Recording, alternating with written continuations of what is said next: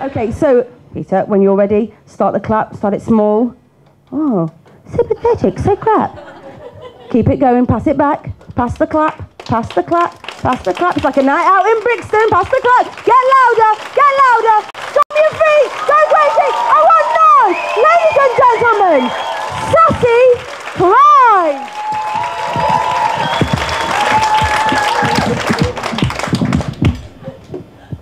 Word of warning, yeah? Don't have phone sex. You might get hearing aids.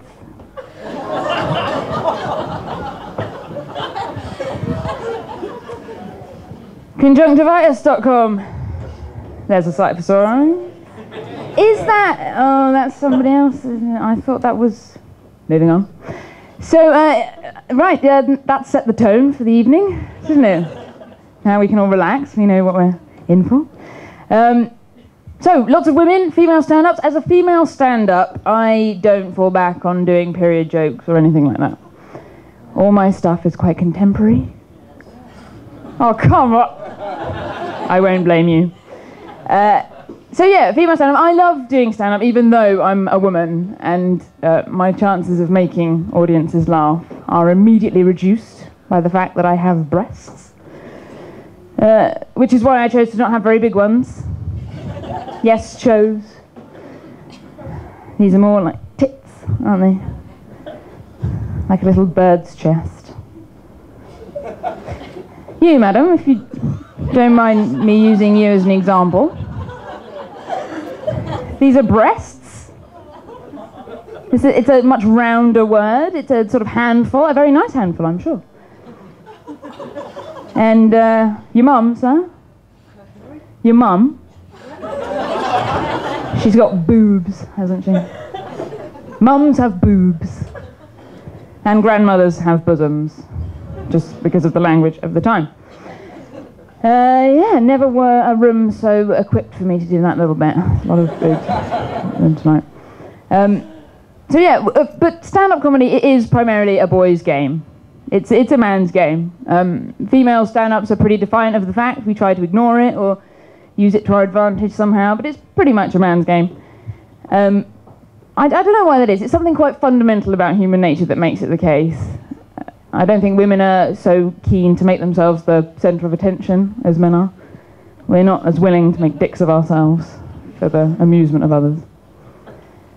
But maybe it's because women, as the nurturers and carers and mothers, we're aware that the world actually isn't that funny. No, it's not, seriously, I hate to bring the tone down, but, the world is a sad, dangerous, frightening, life's fucking hard when you think about it. And of course, women do their thinking with their brains, which is a much larger organ than that with which men do theirs. If women were led through life by our tiny little clitorises, then stand-up comedy would be a woman's game. That's how I reason, anyway. So yeah, thinking, I'm a thinker, I do a lot of thinking, lots of questions in my head. Like, for example, has it occurred to anybody else that the word polish and the word Polish are spelled exactly the same? Is that why so many of them are cleaners? They see it as a directive? Kate and Wills just got a Cocker Spaniel puppy. Didn't get a King Charles, did they?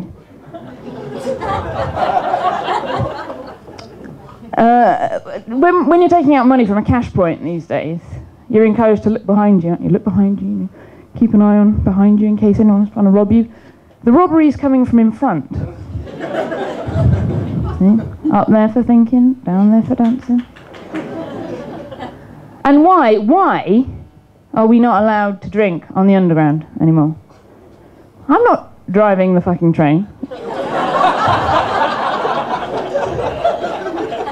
We're a generation of drinkers. Excuse me. Can you hear that? We're a generation of drinkers. And isn't it funny how the morning after you've spent the night poisoning yourself with alcohol, the only answer is to poison yourself further with the Big Mac. Yeah, it's the only situation in life where 2 wrongs make something right again. So I've got a spider, a pet spider. She's called Tilly. She's a red-toed Chilean tarantula. And Tilly eats live crickets. Right, so you have to go to the pet shop and buy these punnets of live crickets of about 20.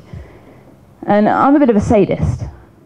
So I like to keep the box of crickets on top of the tarantula cage, so that I have to look down and see the fate that will eventually be theirs. But you have to keep these crickets alive as well. You know, she only eats about 3 a week. So this box of crickets is with you for some time. So you have to feed the crickets a bit of broccoli every so often. And I like to keep the broccoli on top of the box of crickets. That's how I get my jollies. Yeah. My brother, I'm not very good at the linking thing, can you hear? My brother is a reporter for ITN News, and occasionally I go on, reports with him, just do the running, cups of tea and stuff, just to get a bit of experience in TV. And a few months ago, there was a big pile-up on the M4. It was quite horrendous. A few people died. And he went to do a report of one of the families of one of the guys that had died. His articulated lorry had turned over, and he basically burnt to death in his cab. It was horrendous. And the interview was great in terms of a TV report. They cried, they put their arms around each other. It was, very, very sad. But this was in Bath, right? West Country people. And just as the interview ended, the brother of this bloke looked up at the camera and he went, "Do you know what? He always said that his wish for when he died was that he wouldn't be cremated." And the wife went, yeah. And now he has been. Honestly, it was all I could do to stop myself pissing my pants. Well, I might leave it there because it's gone fairly well. But I just want to know, this table here, you'll do. What's your favourite chocolate bar? Dime bar. Oh. Anyone? Picnic. Boost. Me too, yeah. Over there. Your favourite chocolate bar? Pay attention.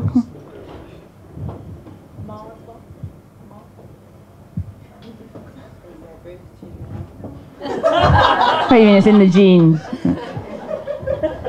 You, madam? Dark chocolate with mint, sophisticated. Let's just do this little table here. Smooth. Yeah, it's very smooth. A hazelnut chocolate. Unglazy. Who? Unglazy pub. Bar. Anyone? Don't know it yet? Any? Galaxy. Let me just do this table. Well, there's only 7 of you. Madam? Green black star. Good choice.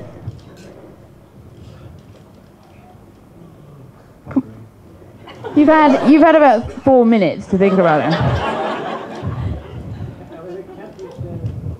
Good choice. Classic.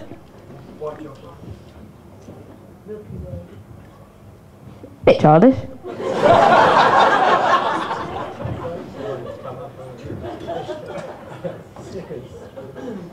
So,